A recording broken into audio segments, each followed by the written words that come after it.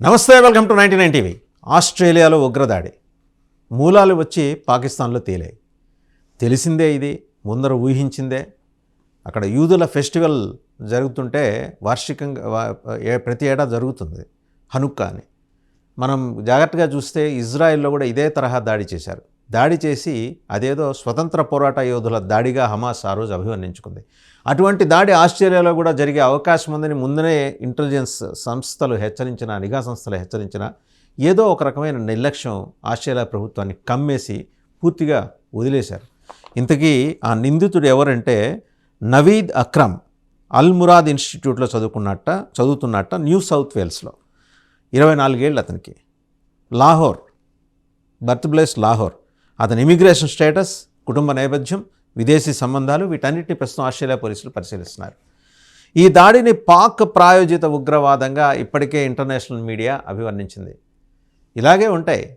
ఒక టెర్రరిస్టు కొడుకుని అక్కడ సర్వ సైన్యాధ్యక్షుడిగా ఎన్నుకోవడంతో పాటు కమాండర్ ఆఫ్ డిఫెన్స్ ఫోర్సెస్గా తనను తాను ప్రకటించుకున్న సౌశీల్యత ఉన్న సయ్యద్ అసీం మునీర్ నేతృత్వంలో పాకిస్తాన్ ముందుకెళ్తున్నప్పుడు ఇలాగే విదేశాల మీద ప్రత్యేకించి వాళ్ళ టార్గెట్స్ చాలా స్పెసిఫిక్గా ఉన్నాయి. ఇప్పుడు లాహోర్ స్థావరంగా హమాస్, హెజ్బుల్లాస్, హౌతీస్ ముగ్గురు కలిసి పనిచేస్తున్నారు. ఇన్ని స్పష్టమైన అంశాలు, నివేదికలు 157 దేశాలకు కూడా వెళ్ళిన తర్వాత కూడా ఆస్ట్రేలియాలో ఏదో ఒక రకమైన నిర్లక్ష్యం ఆవరించి ఉండటం వల్ల ఈ దాడి జరిగింది. దాడి లక్ష్యం ఏంటనేది కూడా స్పెసిఫిక్గా ఆస్ట్రేలియా పోలీసులు ఫైండ్ అవుట్ చేశారు.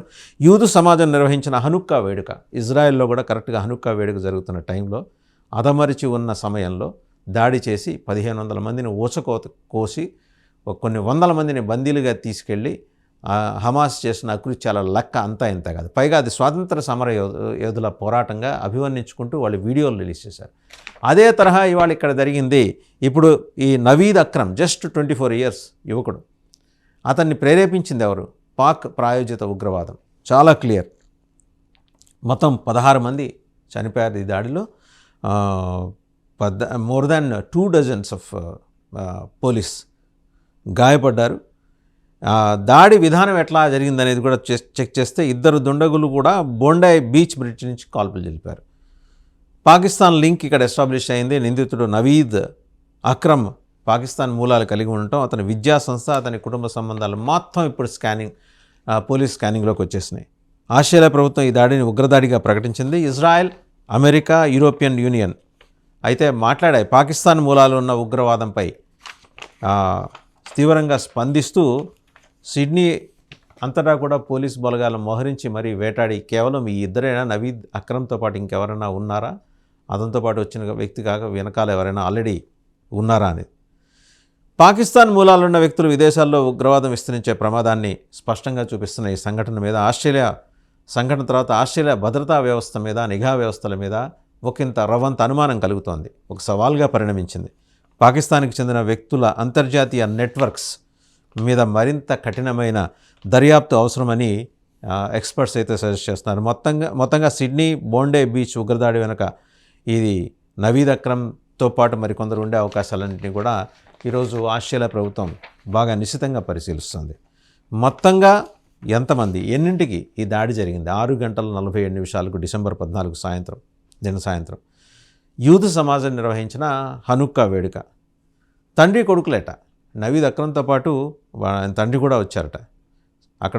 అక్కడే సమీపంలో ఉన్న ఫుట్ బ్రిడ్జ్ నుంచి ఒకసారి బాంబు విసిరే ప్రయత్నం కూడా చేశారు, కానీ సంహౌ అది సఫలీకృతం కాలేదు. యూదు వ్యతిరేక భావజాలం, యాంటీ సెమిటిజం ఇది ఇవాళ స్పష్టంగా ప్రపంచం మొత్తం గమనించాల్సిన అంశం ఏంటంటే, ఒక చిన్న దేశం చాలా పురాతనమైన సంస్కృతి, సంప్రదాయాలు, నాగరికత ఉన్న ఒక ధర్మం, సనాతన ధర్మం, హిబ్రూ ధర్మాన్ని నుంచి యూదు సమాజం కాపాడుకుంటూ వస్తుంది.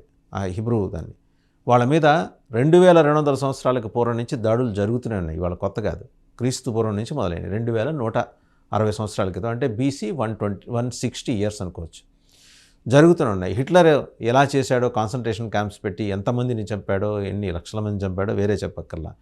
సో ప్రపంచమంతా తిరుగుతూ చివరికి ఒక చోట స్థిరపడి ఒక చిన్న దేశంగా ఆ దేశం అభివృద్ధి చెందుతున్న సమయంలో నమ్మరు, ఇవాళ యూదు జాతి నుంచి 100 మంది నోబెల్ లారెట్స్ ఉన్నారు. అంత మేధో సంపత్తి ఉన్న జాతి. చుట్టుముట్టి ఉన్న ఇస్లామిక్ నేషన్స్ ఆ నేషన్ ఉండకుండా, యూదు జాతే ఉండకుండా చేయాలని చెప్పేసి కత్తిగట్టిన నేపథ్యం. దానితోడు యూత్ సమాజానికి ఇంకో థ్రెట్ కూడా ఉంది. క్రైస్తవ మతం నుంచి కూడా థ్రెట్ ఉంది. ఎందుకంటే జీసస్ క్రైస్ట్ని సిలువ వేసింది యూదులే అనే ఒక ఇంప్రెషన్ కారణంగా. సరే, ఆ అంశం పక్కన పెడితే మేజర్ థ్రెట్ యూదులకు ఏంటంటే సర్వైవల్ ఇష్యూ వచ్చింది. వేరే దేశాల్లో ఉన్నప్పుడు వాళ్ళు తమని తాము కాపాడుకోవడంతో పాటు తమ చుట్టూ ఉన్న సమాజాన్ని కూడా కాపాడుకోవాల్సిన పరిస్థితి ఏర్పడింది. చాలా స్పష్టంగా యూదులే టార్గెట్గా హనుక్కా వేడుకలకి సంబంధించి స్పష్టమైన ఇండికేషన్ ఉంది ఆస్ట్రేలియా ప్రభుత్వానికి. నాటో దేశాలు ముందరే హెచ్చరించాయి, అయినా కూడా అప్రమత్తంగా లేకపోవడం ఆస్ట్రేలియా తప్పిదం అనేది స్పష్టంగా చెప్పొచ్చు. పైపెచ్చు పాకిస్తాన్ మూలాలు ఉన్న వాళ్ళు చదువుకోవడానికి వచ్చినా, అలాగే పాకిస్తాన్ మూలాలు ఉన్న నెట్వర్క్స్, వ్యాపార సామ్రాజ్యాలు విస్తరించే ప్రయత్నంలో వాళ్ళు ఆస్ట్రేలియా దేశంలో ఎక్కడెక్కడ స్థిరపడ్డారు, వాళ్ళకి సంబంధించిన మొత్తం బ్యాక్ అండ్ ఫైల్స్ అన్ని ముందరే తెప్పించుకొని నిఘా పెట్టాల్సిన ఆస్ట్రేలియన్ ఆంతరంగిక మంత్రిత్వ శాఖ మరి ఎందుకు ఫెయిల్ అయింది, ఎక్కడ ఫెయిల్ అయింది అనేది ఎవరికి అర్థం కాని విషయం. ఒక దుండుగుండి అయితే సివిలియన్, నిరాయుధుడైన ఒక సివిలియన్ అతన్ని అడ్డుకున్నాడు.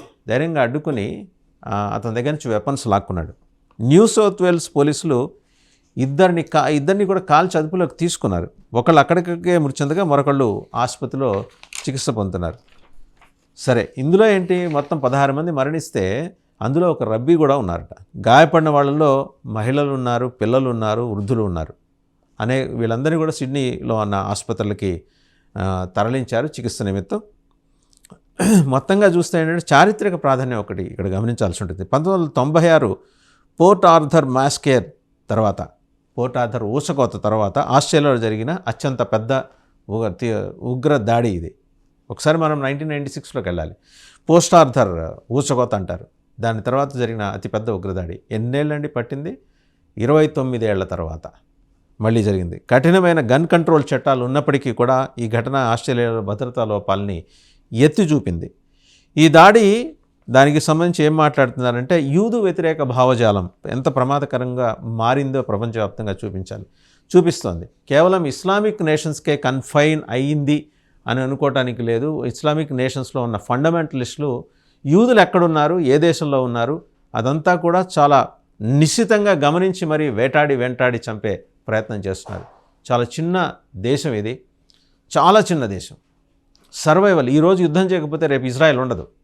సో ఆ క్రమంలో మరి వాళ్ళ సర్వైవల్ కోసం చేస్తున్న ప్రయత్నాల్లో ఇలాంటి దాడుల్ని ఇంకా ఏ స్థాయిలో ఎదుర్కోవాలో మరి యూదు సమాజం కూడా చాలా జాగ్రత్తగా ఉంటుంది. బోండే బీచ్ ఉగ్రదాడి ఆస్ట్రేలియా చరిత్రలో ఒక కీలకమైన ఘట్టంగా చూడాల్సి ఉంటుంది. సమాజంపై దాడి కాదు, కేవలం యూదు సమాజంపై దాడి కాదు, ఇది దేశ ఆంతరిక భద్రతా వ్యవస్థకు కూడా ఒక తీవ్రమైన హెచ్చరిక అనే సంకేతం వినిపిస్తుంది. ఎనీహౌ, పాకిస్తాన్ మూలాలు ఎస్టాబ్లిష్ అయిన తర్వాత ప్రపంచ సమాజం ఈరోజు పాకిస్తాన్ని ఏకాకిగా చేస్తుందా, లేకపోతే ట్రంప్ గారి ఆదేశాల మేరకు భుజానేసుకొని తిరుగుతుందా వేచి చూడాలి.